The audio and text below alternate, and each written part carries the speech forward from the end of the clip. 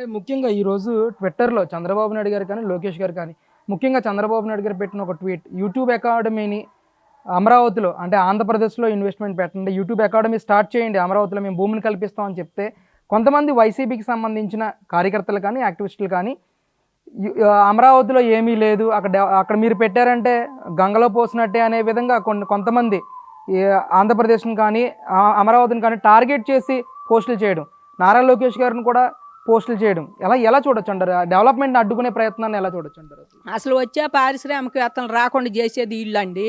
రోజు పారిశ్రామికవేత్తలు ఇప్పుడు వస్తామంటున్నారు చంద్రబాబు గారిని చూసి. వీళ్ళు రావద్దని పొయ్యి వాళ్ళకి చెప్పి బెదిరిస్తున్నారు కూడా. రావద్దని చెప్పి ఊరుకోట్ల బెదిరిస్తున్నారు కూడా వాళ్ళని. ఈసారి వచ్చేది మేమే, ఏం చేస్తామో చూసుకోండి, మీరు ఉంటారా, మీరు పోతారా అని వాళ్ళని బెదిరిస్తున్నారు. వాళ్ళకి అనుభవం అయింది కదా ఈ 10 ఏళ్ళు. అందుకని వాళ్ళు కూడా అమ్మో ఈడొచ్చా అంటే మనం నాశనం అయిపోతామే, మళ్ళీ పెడతాడో తిప్పలని వాళ్ళు కూడా దడుతున్నారు. అట్ట దడిసి రాకుండా చేసి ఆంధ్రప్రదేశ్ని అంట దొక్కి అడుక్కు నెట్టాలని వాళ్ళ ప్రయత్నం అండి. నిజంగా జగన్మోహన్ రెడ్డికి మాత్రం ఎక్కడా కూడా ఆయనకు అసలు ఏసం కూడా రాష్ట్రం మీద ప్రేమ లేదు. ఆయన కేసులు ఆయనది, ఆయన చుట్టాల కేసులు వాళ్ళు చూసుకోవడం తప్పితే ఆంధ్రప్రదేశ్ని ఒక అభివృద్ధి పదం వైపు నడిపిద్దామని జగన్మోహన్ రెడ్డికి ఏనాడు లేదు. ఆంధ్రప్రదేశ్లో ఏదైనా ఒక కంపెనీ వస్తే ఆయనకి ఏందండి నష్టం? యూట్యూబ్ పెడతాడు. ఏదన్నా నష్టపోతే పెట్టిన వాళ్ళు నష్టపోతారు. అప్పుడే ఆయన ప్రత్యామ్నాయం ఏదైనా చూసుకుంటారు. అసలు పెడతామని ఆహ్వానిస్తున్నారు కదా, మీకేంటి బాధ? కేంద్ర సంస్థలు వస్తున్నాయి, వాళ్ళకి లేని బాధ యూట్యూబ్ వాళ్ళకి వచ్చిందా పెడితే ఇక్కడ ఏదన్నా? వాళ్ళు ఆయన ఏదో ఒకటి పెట్టుకోండి అని చెప్పి ఆయన రెడ్ కార్పెట్ బరుతున్నాడు. ఎంతవరకు వచ్చినంతవరకే వస్తాయి ఆంధ్రప్రదేశ్కి ఆదాయం రావాలని. కేంద్ర సంస్థలు వస్తున్నాయి, మరి వాళ్ళని కూడా వెనక్కి నెట్టపోయారు మోడీకి చెప్పి.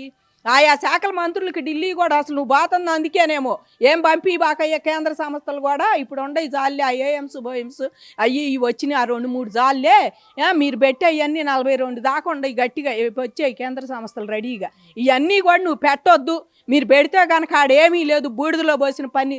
నిజంగా చంద్రబాబు గారు జనానికి కల్పించడానికే, జనానికి ఆశలు కానీ మరి నిజంగా ఇట్లా చేస్తాను అని చెప్పి నమ్మకం భరోసా కల్పించడానికే వాళ్ళు ఇది పెట్టారండి. జంగిల్ క్లియరెన్స్ అవగానే డ్రైనేజ్ సిస్టమ్ పెట్టేసి మొత్తం నిజం కేంద్ర సంస్థలే ముందు తీసుకొస్తారు ఇక్కడికి. ఎందుకంటే వాళ్ళు ముందుకు మేము ఢిల్లీ పోయినప్పుడు కూడా చెప్పాడు 1,20-30 కోట్లు అవుతుందమ్మా మేము పెడితే అక్కడ. మరి ఈయన విశాఖపట్నం అంటున్నాడు, ఇక్కడ పెట్టి మేము మళ్ళీ అటు అంటే మేము ఏం చెయ్యాలి? అదేమంటే అక్కడికి వస్తే మీకు రాయితీలు కల్పిస్తాము, రాండి విశాఖపట్నం మీకు మంచి సౌకర్యం కల్పిస్తాము, మమ్మల్ని ఆడకే రమ్మంటున్నాడని చెప్పారు వాళ్ళే.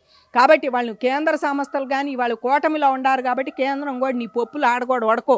రాజ్యసభలో నువ్వేదో సభ్యులు ఉండారు నాకు 11 మంది అని వాళ్ళ మీద హోప్స్ పెట్టుకున్నావేమో, కానీ మోడీ ఎట్టుంటే వాళ్ళు అట్టే ఉంటారు. నువ్వు అసలు ఏమి లేదు ఇవాళ నీకు, నువ్వు జీరో, నువ్వే ఒక ఎమ్మెల్యేవి, ఇంకా నీకు అసలు ఏమీ లేదు, ఇంకా నిన్నెక్కడ చేస్తారు?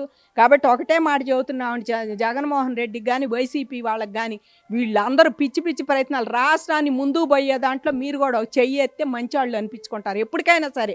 ఇట్ట ప్రతి దానికి అడ్డుపొల్లలు పెట్టి ప్రతి దానికి లోకేష్ని తిట్టి, చంద్రబాబుని తిట్టి, ఇంకా ట్విట్టర్లో మీ ఇష్టం వచ్చినట్టు, కాలం నాడు మీ ఇష్టం వచ్చినట్టు పెట్టారు. ఈ 5 ఏళ్ళలో అసలు ట్విట్టర్ మీ సొంతం.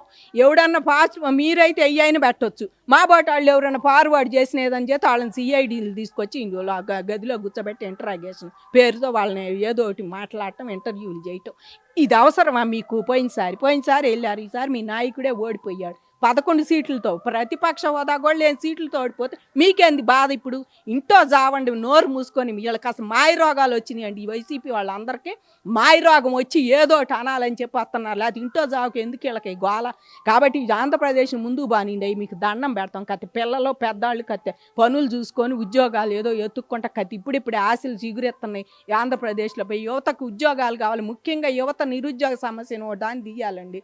తీస్తేనే ఆంధ్రప్రదేశ్ బాగుపడిద్ది. ఎందుకంటే ఆ పరిశ్రమలు తీసుకొస్తేనే వాళ్ళకి నిరుద్యోగాలు పోయేది, దాని ద్వారా ఇన్కమ్ వచ్చేది. ఇవాళ మనకి ఇయో చూస్తే సంవత్సరానికి 6,000 కోట్లు దాని మీద ఇన్కమ్ వస్తుంది వాళ్ళ ఆంధ్రప్రదేశ్కి.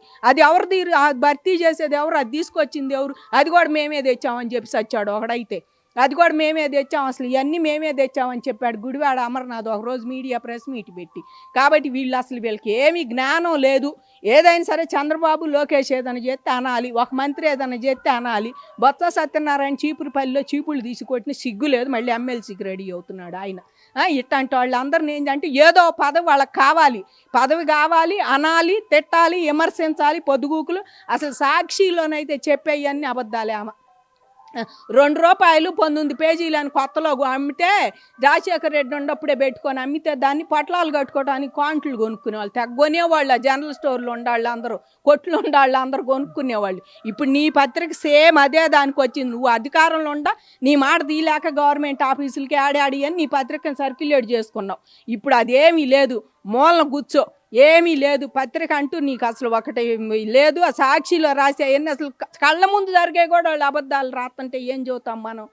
ఎప్పటికైనా మీ వాళ్ళు కానీ మీరు కానీ సోషల్ మీడియాలో నోరు మూసుకొని కూర్చుంటే బాగుంటుంది. ఇష్టం వచ్చినట్టు ఎవరు నానొద్దు. జగన్మోహన్ రెడ్డి అనేవాడు ఎప్పటికైనా నోరు మూసుకోకుండా నేనుండానని వచ్చే వాళ్ళని బెదిరించడానికి చేస్తున్నాడు పారిశ్రామికవేత్తలను. అంతేగాని ఆయనకి నిజంగా ఆంధ్రప్రదేశ్ మీద ప్రేమే లేదు, ప్రజల మీద అంతకన్నా లేదు. ఆ వైసీపీ వాళ్ళు ఆ 11 సీట్లు ఇచ్చిన వాళ్ళు కూడా ఇది గమనిస్తే బాగుంటుంది. మీరు కూడా పిల్లల భవిష్యత్తు ఏందా మనం ఏందా అని ఆలోచించాలి. అంతేకాని ఇవాళ గడిచిపోతుంది, ఈ రోజుకి ఇచ్చాడు తిని పడుకుందామంటే రాష్ట్రం ఎక్కడ వేసావు గొంగళి అంటే అక్కడే ఉంటుంది. అది గమనించుకోమని కోరుకుంటున్నామండి.